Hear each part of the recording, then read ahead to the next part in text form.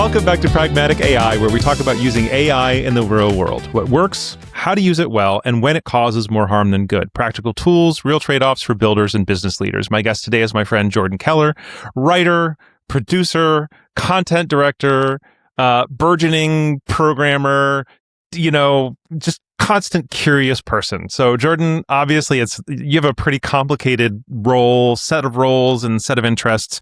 I did kind of, when I was pitching and I said, Jordan, my friend, the writer, right? So that was kind of like the easiest one, but obviously you're much more than the writer in your current and present. So can you just kind of say hi and talk about like, what do you do? What have you done? And what's the world that you're in that will be the context for our conversations around AI? Sure. I'm glad you noted the word curious there, and I was reflecting on how I kind of wanted to pitch myself here because there's a lot of ways I could do it. I think that is the defining word of what I do is I can do a lot of things. It's sort of the jack of all trades, master of none, maybe a few. But it's curiosity and following ideas wherever they go, really obsessing over the how does this work and why does it work the way that it does. So I apply that to a lot of different areas. I was a writer. When we first connected, we bonded over being English majors who quickly faced the reality of what it's like to bring that degree into the world and have people be like, I don't really see any money here. Yep. It's true. But I think I'm probably getting ahead of myself here, but one of the things that I've appreciated about you and I working together, the thing that made me want to work with Titan, kind of the first thing, was the values page and the way you articulated what your company was about and how you think about things. You articulated the why and the how in this very clear and human and nuanced and concise way. Common language. Like, it just hit me so clearly that this was a group of people that were thinking about things the way that I wanted to refine my own thoughts and get sort of the machinery a little bit tighter. I've completely gone off the rails with this question here now, but like, well, So okay. I professionally, I was at Groupon for the bulk of my career. Which was an interesting experience watching the entire life cycle of that company from sort of the halcyon days of it being this like startup darling, the fastest growing company ever, whatever. The main thing I took away from that was working as part of an editorial team where we valued language. That was the defining part of that brand. Was we had all of the writers who graduated into the recession with no way forward wound up here. So I was just surrounded by all these really cool creative people, at actors, comedians, musicians, writers, screenplay writers, and everyone was working on stuff outside of work. That was a prerequisite to the job. As they would interview you and say, like, what's the thing you do outside of work? I was a songwriter, I was a filmmaker, and dabbling in all sorts of creative stuff. So I got to kind of bring that natural creativity that I've always had, that's in there, that is a blessing and a curse throughout life, and marry that with operationalization of it. We had I was like a 200-person editorial team, I think, at the high watermark, which is I know is insane to even imagine now. That like we had fact checkers, we had people that we paid to just check the facts. That was a whole team. I think about this sometimes and like the layers of quality that we had, and it was really run like a newspaper for a while there. So that was a formative experience. I transitioned into more of like a video and content production side. So I was writing and producing and directing brand and marketing content videos. And then in the last kind of phase of my time there, I transitioned into functionally like an associate content director role. Worked on a lot of like big global brand campaigns, marketing stuff. But through the whole way, the process has been shaping ideas. And I always try to bring it back to like the thing that, again, full circle here, the thing that connected me to Titan was like the human aspect of it. And I know that gets thrown around a lot, and I'm sure we're going to talk about that today, but like if that's not there, I think the idea or the work isn't long for this world. Like, you have to be hitting people in the heart and solving real problems that they're facing. And the words and languages and sounds that are used to kind of make that connection. I just obsess over that stuff. I think it's so fascinating, endlessly frustrating, but endlessly fascinating. Yeah. So, and you had mentioned Titan a couple times. So what you're doing right now with Titan is you're helping us with some writing and editing, and some kind of content planning. But as you mentioned, so you write music, you produce, you act, you write content, you do marketing. So you're in like the creator world, but not just like not a content creator, No, not a, not just probably. a creative, because you've also done this in the corporate world, right? So writing, marketing, ads, all that kind of stuff. And so that, I told you before we started, but I'm excited to have you be my first person on the podcast that's not either a programmer or someone who's running a programming company in some way, shape, or form. Obviously, you understand tech. You're working with Titan. You are inherently a technologist just because of being a nerd, but that's not your day-to-day job, right?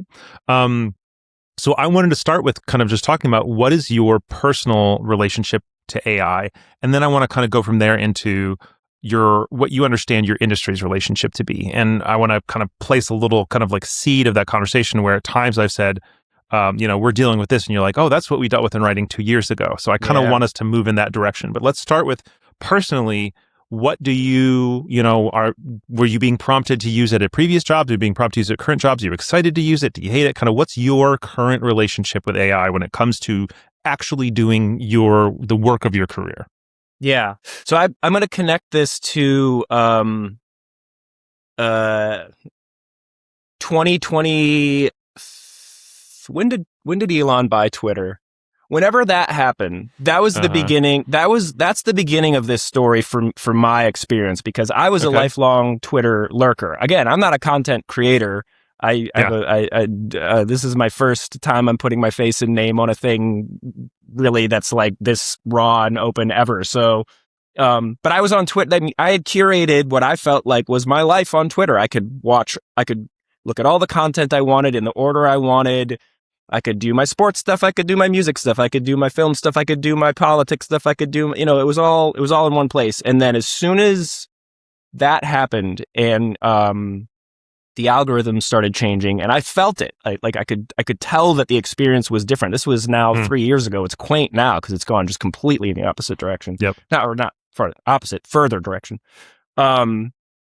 That shook me in a weird way that I'm still dealing with, and AI was the next wave of that. So I'm sure everyone's heard of the term enshittification. Like, I was following that really quickly, the launch of Blue Sky and all of that, and thinking about decentralization of the internet versus further entrenchment of centralizing infrastructure and allowing algorithms and the way that our media is consumed to be controlled by a very small number of people. And that, I don't know, that's probably set me up and put me in a mindset for how the first wave of AI hit, which to me, it just felt like an extension of that.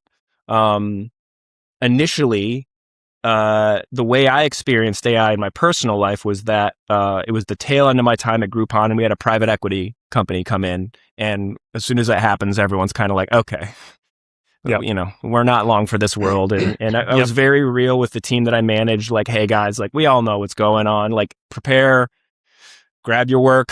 That was a big thing. Like, back up all your work because it's not going to be yours. You're not going to have access to a lot of hard lessons that I think a lot of people in the tech world, especially like the Zerpy tech company world, have been learning the hard way. So it wasn't a surprise when like the layoffs happened. In that would have been summer of 2023, I think.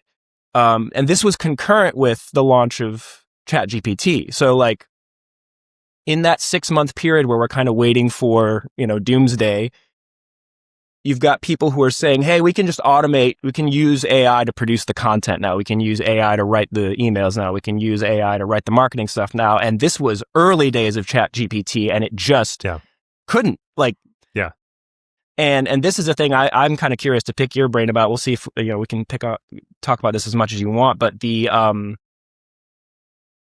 as a programmer, you probably can look at code and instantly be like, this person knows what they're doing.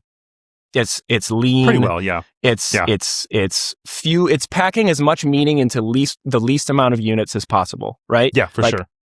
I think writing works the same way. I think conversation is one thing. I'm a rambler, unfortunately, but when it comes to writing, I really do try to get things like as tight and concise as possible, because I know people's attention, like, they don't want to sit there and listen to every stream of conscious thought. But just being able to look at the product that was coming out, and knowing as a writer and as someone who has devoted his life, for mostly worse, but in some instances better, to like language and ideas and articulating them elegantly and concisely and meaningfully, and to just not see it and feel like I'm losing my mind, that someone is telling me this is good work, this is passable, it's good enough. Well, is that what you want to be? Do you want to be good enough?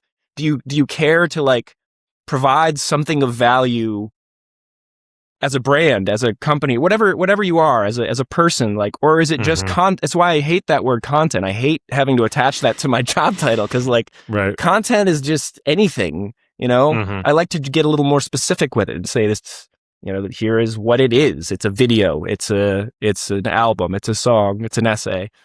So once the I took some time away and just kind of decompressed.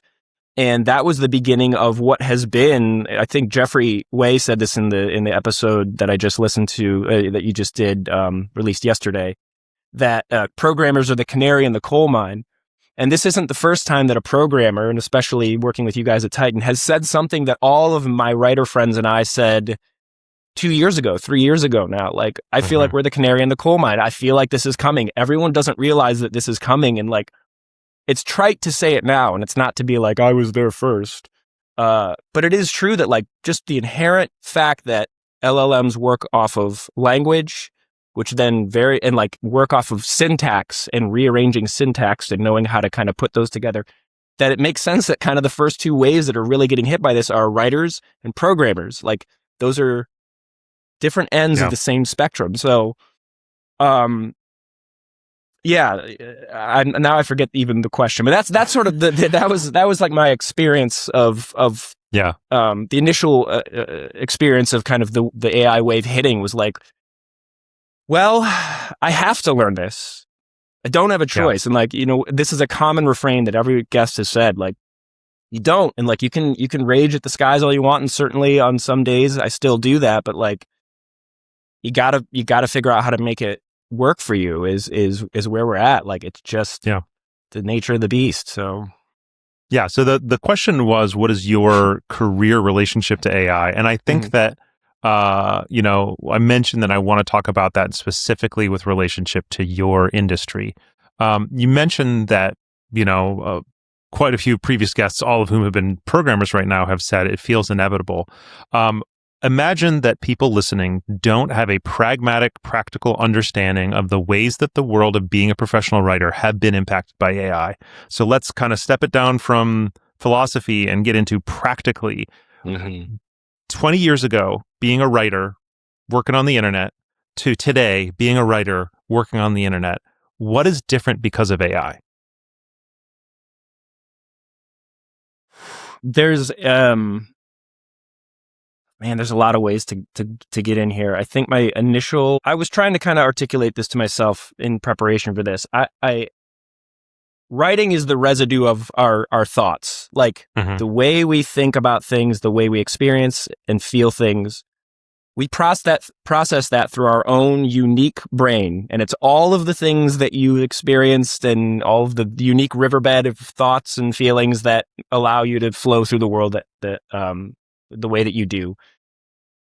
The idea, and as someone who values that experience and that curiosity more than most things in life, the idea of being constantly tempted to offload that or automate it or give that process to someone else is the defining anxiety I have around all of this, is that it's always there in the room. You can always just say, I don't know, writing is hard. Like, writing a good sentence is hard in the same way that like solving tricky problems in programming is hard, and it's always an elegant solution. It's often an elegant solution, a simple idea, but sometimes it takes a long time to come around the circle and get to it. The idea of just being able to throw some slurry of thought into an LLM and be like, sort this out for me. Write me 10 sentences and I'll get one that's close enough and then I'll spruce. Like the idea that temptation is there for someone who values this and for whatever it's worth is like kind of defined his life around this. I can't imagine what it's like for writers who are breaking in. I don't even know if there are writers breaking in now. Like I don't need, like in the same way there aren't probably junior programming roles that are going away. Like who's hiring a junior copywriter to come in and write ad copy just to get the chops and kind of learn the company and learn the ethos and learn the voice and all that stuff, when you can just throw it into an LLM and get out something passable. Well, you mentioned the temptation. So you said there's the temptation to write this way, and as a writer, you have your philosophy and your desire that I want writing to be this way, and there's a temptation. But once again, let's hone in really practical. Yeah. Is that temptation coming from you? Is it coming from employers? Because the thing is, well, I want to poke at, like, I've heard stories about people losing their jobs because why hire 10 writers when you can have one editor who reviews the output of chat? But I don't know if that's actually a common thing. One of the things we're dealing with in programming is that there's a balance between what our clients are expecting, what our boss is expecting, and then what we're expecting. And all of those put an impact into it. So I want to know from you, what are the pressures coming from? Are they your own internal pressures that it can be easier if you use the AI? Is it your own internal pressures that you feel like you're supposed to be faster because of AI? Do you have clients and employers telling you, I need 10x the output? Or are they changing your role from writing to editing? What is the practical impact on being a writer because of AI? Yeah, I think the big one, at least from my experience, is sort of the ambient atmospheric pressure of the vibe that everyone has, the general kind of the consensus of people who, I assume it's the same way in programming, who don't actually know what good writing looks like, or like well-crafted writing looks.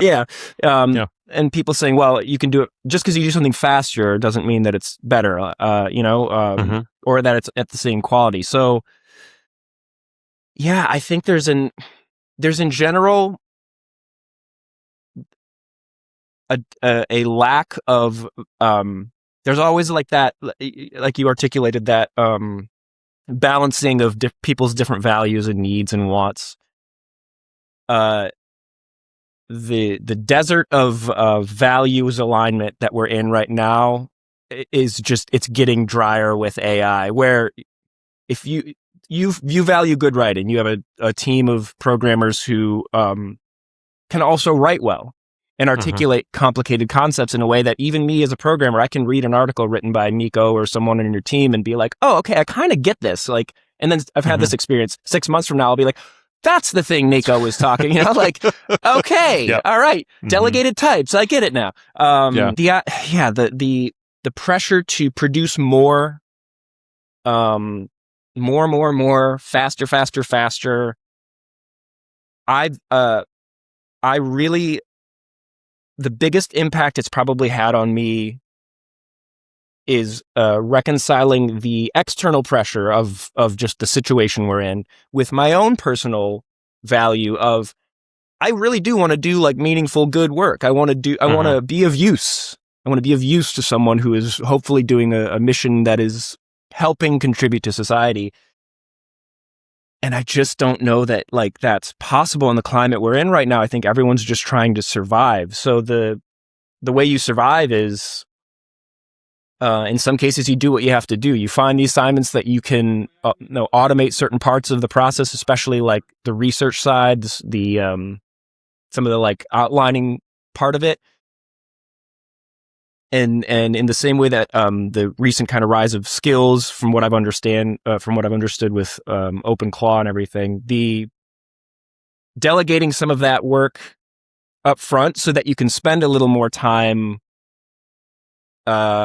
at the page with the cursor blinking, and to not maybe have to do as much manual work. Like, go and find me 10 articles that are talking about this concept, and give me a 3 bullet point summary of them so I can know which of the 3 I want to read, actually sit down and read. That's a way that, before the research phase might have taken, 4 times as long. Now you can at least get a little bit, you can chunk that down a little bit better now. So, yeah. I mean, my wife and I talk about, because she's, among other things, she's a writer, and we talk about, she was very early in ChatGPT and was people around her would be using it for writing prompts and be using it to even do drafts. And she's like, it's not creative. It's not good.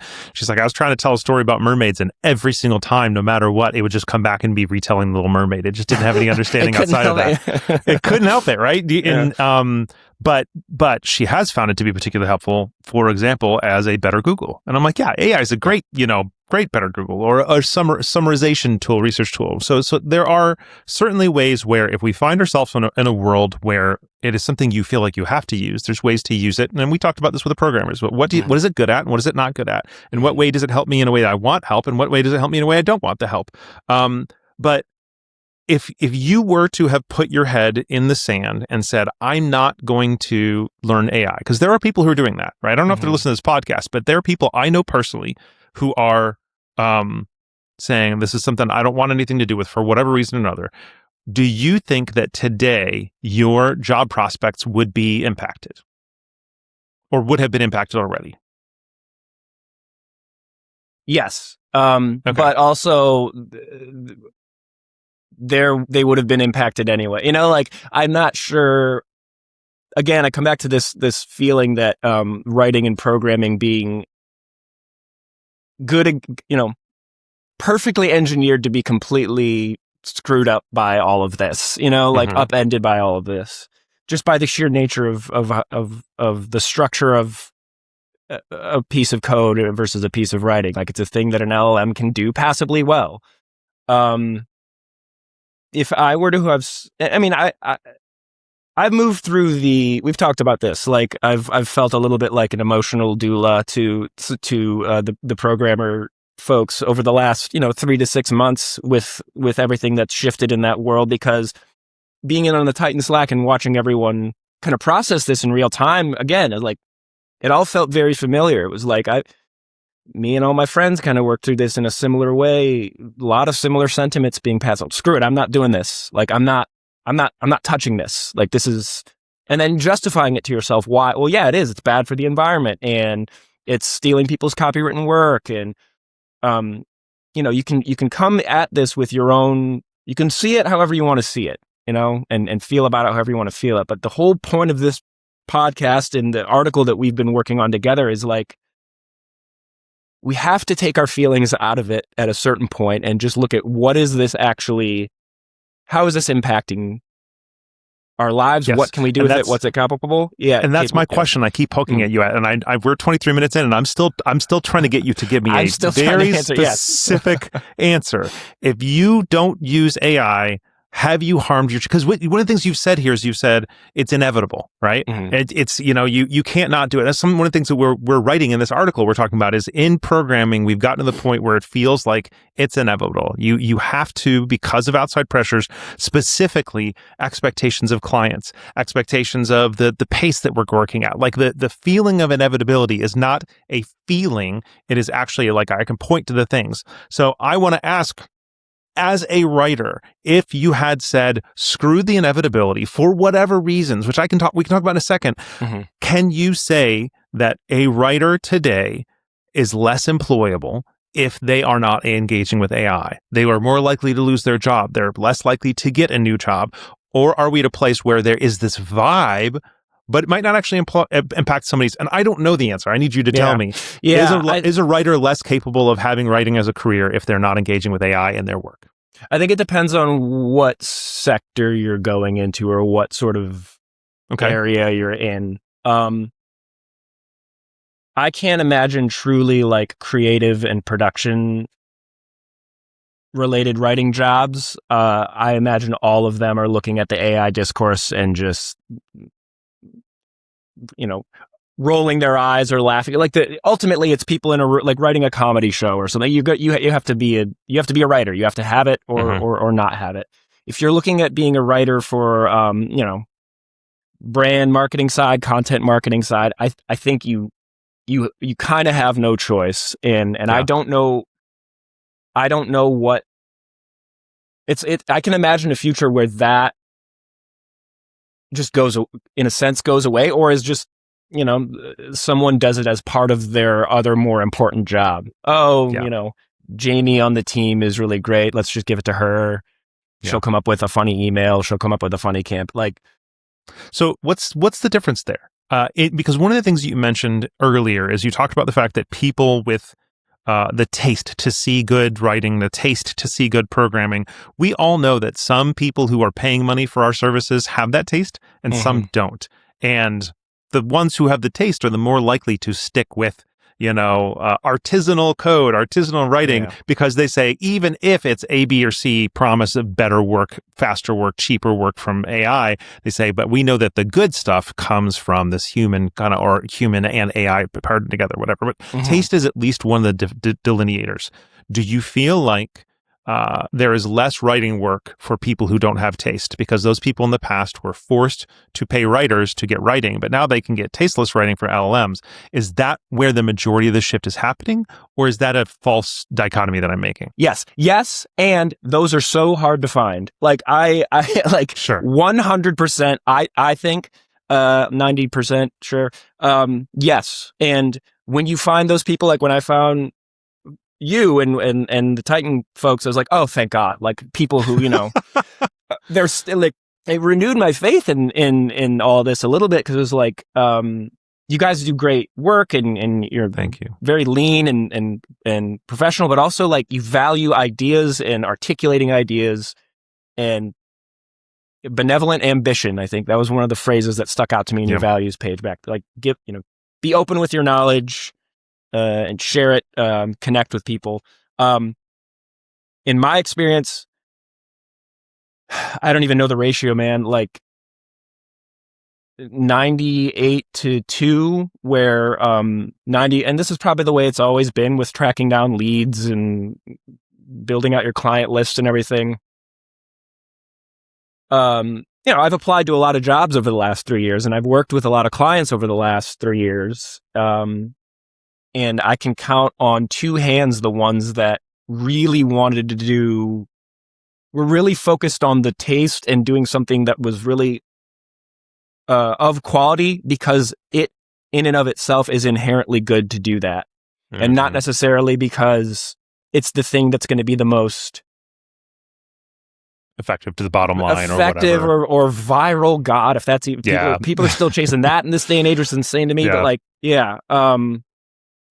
Well, you mentioned, like, one of the things that we're talking about often is the writing technical blog posts, and our blog posts take weeks to write, because we're really, really, really intent on them being incredibly carefully narratively structured to make sure that a newcomer who doesn't understand it so, like, I have at a time in the past been able to crap out an entry-level introductory blog post in an hour. Usually it's something I know so well, and I've been thinking about teaching it for so long, it's super easy. But generally, our blog posts don't take an hour. They take weeks.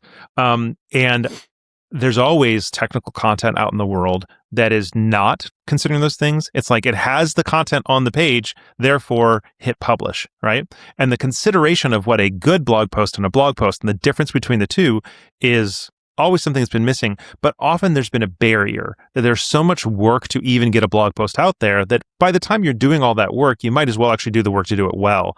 And now that barrier's gone, right? You can literally just hook up what are the things called? I don't know why it's escaping my brain, but the thing that basically allows your AI to talk to your blog, and then you tell your AI, hey, go write a blog post about this, and it just does it, right? Yep. And I have a friend who did that recently as a proof of concept. He's like, hey, this entire blog post is written by my AI agent. I added an MCP server. I added an MCP server to my blog, and then I told it to write a blog post about how to write an MCP server to your blog.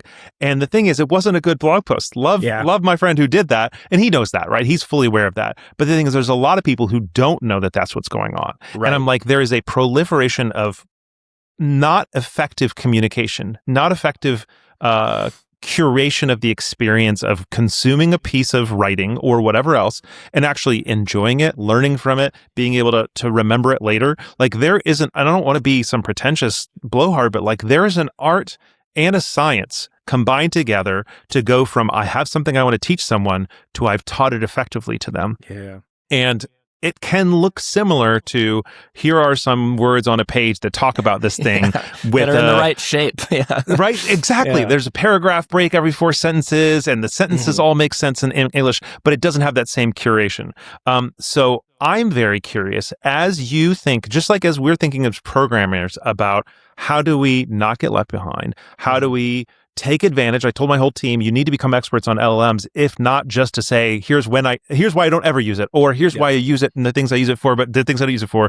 We got to learn it so that we can understand it. What has that process been like for you as a writer, as a creator of content? What is because you said, look, I just feel like I gotta learn it, right? So what has the learning process been like? What have you tried it on that's worked? Or have you tried it on that hasn't worked?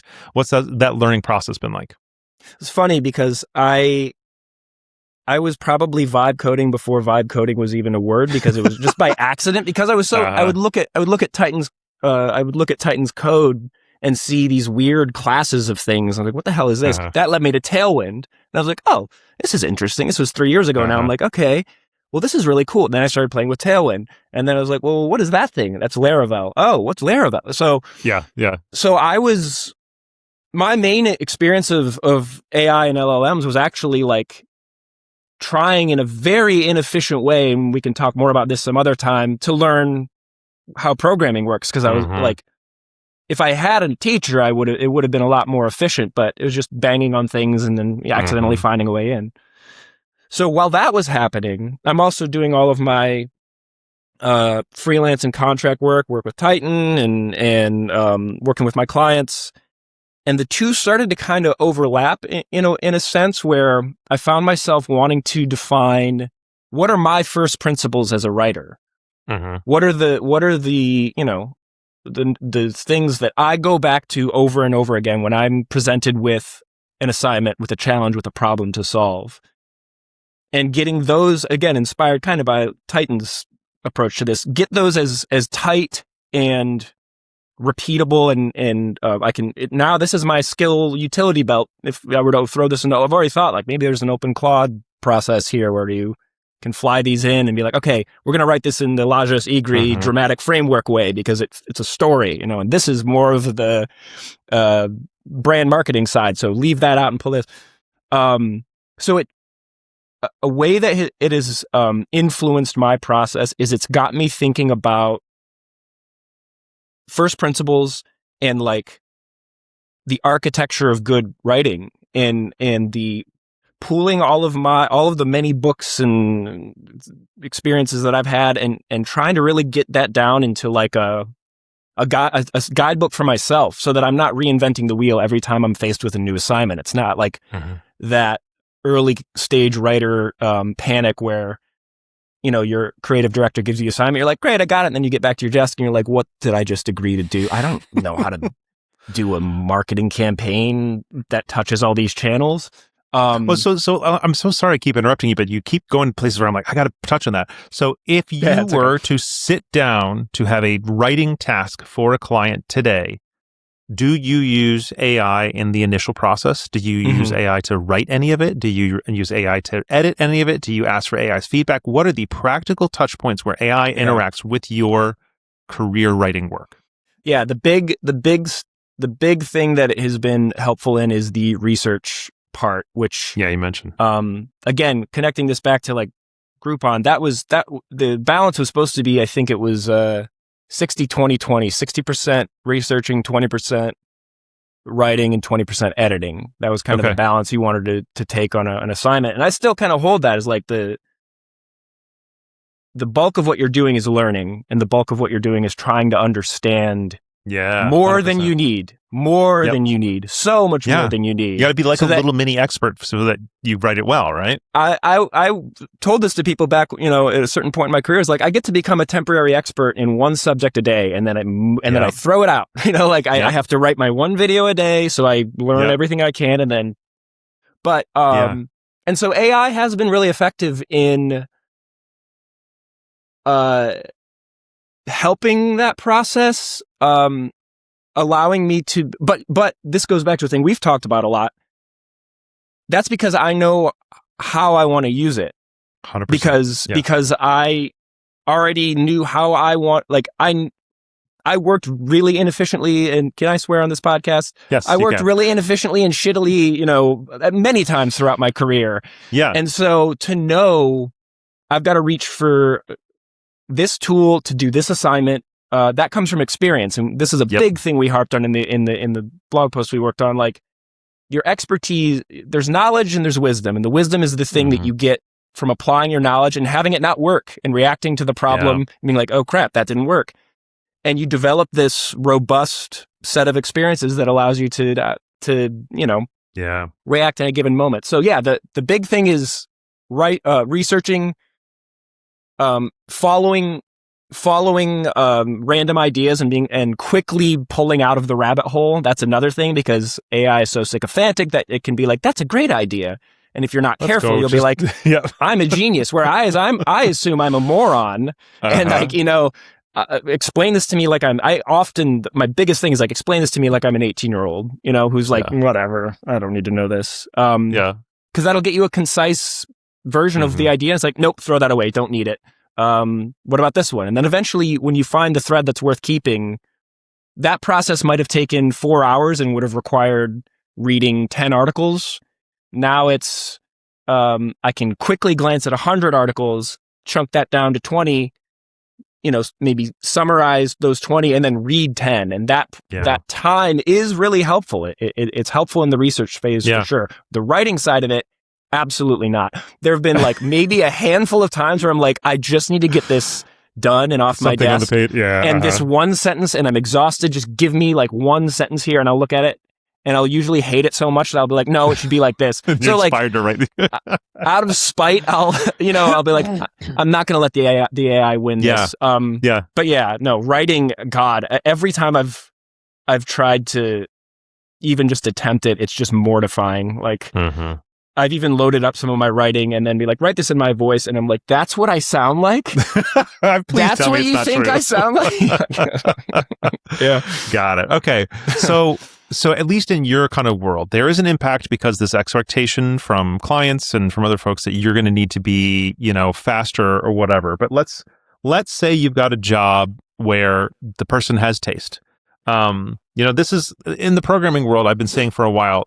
You're familiar with the word fungible, but for those who are not familiar, you've probably heard it through NFTs. Fungible means something can be exchanged with something else that does the same value, and you don't care which one you have. So usually for most folks, gas is fungible, hair gel is fungible, milk brands are usually fungible, unless you're like, I only buy this one milk, and then it's non-fungible, right? And so we've said for a long time that as professional service firms, as experts, you're trying to be an expert writer, I'm trying to be an expert programmer. We don't want to be fungible. We don't want people to say, I'll just get whatever programmer is giving me, because fungibility means race to the bottom in price, right? If they're all the same, you want the cheapest, right? Because why not? So you're obviously working to not be a fungible writer here, because I believe that fungibility means replaceability with LLMs pretty easily, right? If you are writing the same code as everybody else, that means that's a really predictable set of work, which means an LLM could probably write that code. Whereas if you're writing code with a unique set of perspectives and experiences, whatever, that other people don't have, then it's a very good chance that LLMs can't bring that as well. And so I imagine you're doing the same thing from a writing perspective. You're trying to say, I am able, through my decades of experience as a writer, as a producer, as a director, as an editor, to do things that, mean that an LLM can't replace what I'm doing. Okay. But I still imagine that for you, like for me, there's an expectation that, okay, cool, you're an expert, but that doesn't mean that the advent of AI shouldn't still make you cheaper, faster, better, right? You mentioned using AI for research and not using it for writing, which is one of the reasons why you're working for Titan, because I could not, if you're like, I'm just going to spit out a whole bunch of LLM generated crap for you, and be like, cool, I can do that myself, right? And so I think that's where the thing is like, there's just an angle of like, if I can use the thing the same way that you're using the thing, then I don't need you to do it. Right. And if you have the ability to do something that I can't, that comes from your background, then cool. Are you finding it possible to talk to people who are expecting, oh, you're going to be 3 times faster or whatever, and for you to be able to establish yourself saying, I'm not just the expert at writing. Because I'm the expert at writing, I'm the expert at knowing what using an LLM in writing looks like, and then are they listening if you're trying to establish that? The short answer is I've found that to be very hard, and it has been kind of the defining problem of the last few years of my life is articulating the value of that, what I believe to be what I believe strongly to be the value, and also like I think depending on the mood, I know it's true because I get to work with good clients who value that and see it and implicitly understand it. But I also feel that it's not true, and it's just a thing I'm hoping is true because otherwise I'm screwed, Yes. But we're all there. We're all right, there. Right. That's the thing is we're all in the same on fire ship. But actually the conversation I had with your friend Carl, I had an intro conversation with him a couple weeks ago. And it was the first time where I felt like all of the threads were coming together of the last few years of my experience, where what the problems he was trying to solve were about, it's not just producing content, because again, I think like the output often is like fungible, whatever, like I've written a lot of fungible copy in my days because I had to survive and get through periods of life and periods of a company where it didn't need to be art or high value or whatever. That's just the way it goes. It was less about the output and more about the how did we get there and why are we doing it, and meeting people who are, again, we're all on this on fire ship trying to figure it out, meeting people who are trying to solve that problem and see that actually is where the sauce is, how you think, why you do things the way you do, and having really rock solid convictions and hypotheses about why you're doing things the way. It's not just because of your taste. That's easy. You can be like, I'm a good writer. Yeah. I like good music. I watch good movies. Like everyone thinks that they, have good taste, whatever. It's, I have the lived, earned work experience to say this is one of the things I pitch all the time. One of my biggest values I can provide is, here's what you shouldn't do. You should not start a TikTok and start, this was years ago now, but like, don't channel chase. Don't put all your eggs into one channel's algorithmic basket because someone can buy it and upend it. And then your whole communications pipeline is gone. Like, you have to own your work. And because you own it, you should care about how you made it and what it's saying and what value it's providing. And making people, not making people, because that feels like it's a evangelical thing or something, like I'm preaching, but like when I meet people who understand the value of that, I get excited about AI because it, in the right hands and with smart people who, are doing what they're doing for the right reasons and are genuinely solving problems or genuinely invested in the work they're doing, it is an exciting time to imagine some of the like there were so many layers of bureaucracy at various points in my career where you'd have to like run things through the team of 40 or 80 people, and ultimately it's about like a video script, or it's about like, and you get it. If you have layers of middle management, you're going to have someone who needs to put their thumbprint on something and say, well, otherwise my job doesn't count. And why am I here? Like, it's a good question. Like, why are you here? So, right. Yeah. Well, I appreciate, because one of my last questions as we're wrapping was going to be, what's exciting for you? And I'm even though you just said this, I am going to kind of throw it at you one more time, which is, as a programmer, not every programmer, many programmers I know are like, this isn't exciting. This is just more crap I have to deal with. But a lot of programmers I know, I think the more entrepreneurial ones, who, I've said this in previous episodes, who I think are not able, because of our roles in the community, to write code all day long, are very excited because this is allowing us to generate more code than we could because we're CEOs or founders or whatever. And it's a lot of us who are like programmers who don't get to program all day anymore are obsessed with LLMs because now all of a sudden more of my ideas have the ability to come to reality. That's the exciting thing, I think, for programmers. What's the exciting, not the I have to, or the it's exciting for the employer because they can save money, but like as a writer, what's actually exciting about AI? Is there anything? Man, this is a I'm good at running off on long, winding tangents here. So I'm trying to rein this one in because there's a very long answer I could provide here. But I want to connect this back to a thing that I said earlier, which was this whole experience, this process, the last few years of AI started with the death of Twitter for me. Like it was like, wait, this thing can go away. It got me thinking about. Then the other thing is I released an album that I'd been working on it was the biggest thing I'd ever worked on, the most amount of time. I put all this time and money and energy and effort into getting people to record and engineer, and I had this big thing, and it was my baby.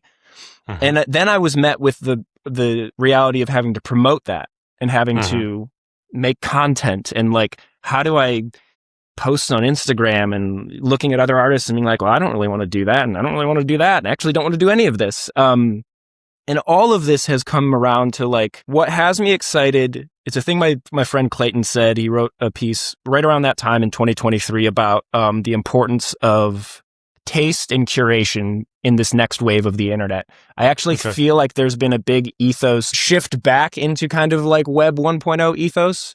And the thing that has me excited is I'm not a programmer, but I can build websites now that allow me to put my work out there and talk about myself in a way that isn't running through someone else's algorithm. I'm not framing myself up for Instagram. I'm not framing myself up for TikTok. I had one briefly. I deleted it. It wasn't my vibe.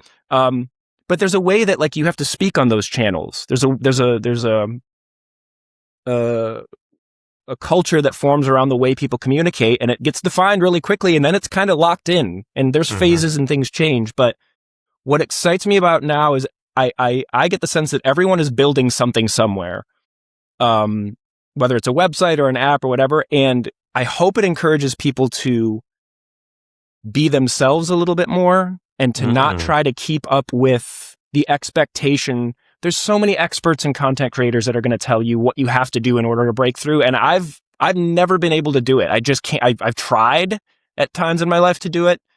And what has me excited about as a creative person, finally now on the cusp of 40, my gosh, is like I'm finally comfortable with just like putting my work out there. And LLMs are allowing me to come up with an idea for how do I want to serve this up to people? How do I want to share this with people? And it doesn't have to go through some social platform or some that's so interesting that anyone else owns. I get to decide, for better or worse. Again, this is how it looks. This is how it feels. This is how I talk. And now it's my voice too. I'm talking one-to-one to you instead of, well, anyone on Twitter could see this. Anyone on Substack could see this, whatever. I do think that how, again, changes how I approach sharing the work, which I think eventually the next few, we've been in a very tumultuous moving and having a baby and everything. When I get back to doing a lot of creative work, I think that's going to trickle down to like, now I know I'm not posting this on Spotify. I'm posting this on my own website and then sending people to my website. Molly White, if you're familiar with her, she was a big she writes a lot about cryptocurrency, and she just has mollywhite.net, and it's everything she does goes through there. And she's a big proponent of Posse, the publisher on site, syndicate elsewhere, that idea. I think that's bleeding back in. So yeah, what has me excited about LLMs is just, I get to decide how to use it. It is ultimately another like centralized thing that's being forced in everyone, but you do have some say in like how you're going to navigate it. So yeah. You're using that centralized system to be able to build systems for distribution so that you're not relying on other people's systems for distribution. Yes. I love that. I had not thought about that. We're at 50 minutes, so I can't talk about it more, but that's a fun thing. That's a fun thought experiment to kind of end it on is it's enabling, even though big AI is a big tech centralized thing right now, at least, is it potentially enabling decentralization in some other areas? Yeah. And that's, I mean, this is, again, I connect this to the blue sky and the open protocol idea of like, if we all have websites that can talk to each other, and we all agree on like the protocol, well, then things get really interesting, because then we just kind of have to agree on like, well, what's the grammar? What's the syntax? What's the lexicon? And then the interoperability, I think, is the big obsession I have over the next few years of like, how do all these things talk to each other and help us connect more with the things we want and not be fed stuff because it's making someone money somewhere, because it's good business. That is Web 1.0, man. Yes, I know. It's coming back, baby. Web brings it an was RSS, glorious. baby. It was, I wish I was there, man. I was there for Web 1.0, man. Wow. Yeah. Okay. Yeah. Well, this is great. Several people have told me that I need to stop cutting these podcasts at 45 minutes. So to the listeners, I'm thinking about it because every time I'm like, there's more, but I haven't made the decision yet. I don't want you to cut them off. Every time, every one you've had with in the previous guests, I'm like, well, damn it, I could have listened to another hour of that. So okay, noted. I'll consider it. Not today. I can't make the decision on the spot, but I'll consider it. Well, Jordan, if people are fascinated by you, they want to learn more about what you've done, they want to find your album, they want to learn more about your concepts about open protocols and stuff like that, how do they follow your work? Well, I'm in the process of vibe coding my own site, which is jordan-keller.com. All the programmers who listen are welcome to go there and look at my code and just reflexively flinch at all the mistakes I'm making. But yeah, that's it. And I'll have links to all my, I'm on Blue Sky in the same place for the same reasons that we just talked about. But I'm trying to keep my connection. My contact portal is my website now. So jordan-keller.com. There are other places there, but that's the main one. So, yeah. Well, thank you so much for hanging out today. I'm looking forward to talking more about decentralization and open protocols in our personal friendship. Don't know if we were just gonna have to be back in the podcast later or what, but either way, I'm looking forward to it. So. Yeah, get someone who can talk with authority on that because I'm the middle of the normies and the tech people. Too normie for the tech people and too tech for the normies. So get the heads over here. So will do. Well, thank you so much for hanging out today. I really appreciate it. Thanks, man. It was great. The rest of you, we will see you all next time.